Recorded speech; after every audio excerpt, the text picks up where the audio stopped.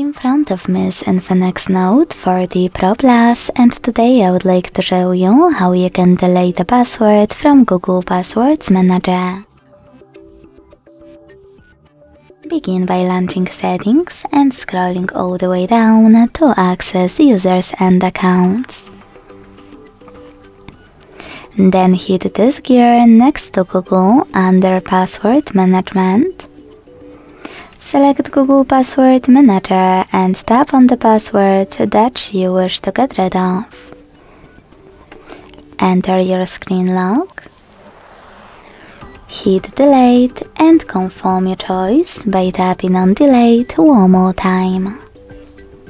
Thanks so much for watching. If you enjoyed this video, leave a like, comment and subscribe. Bye!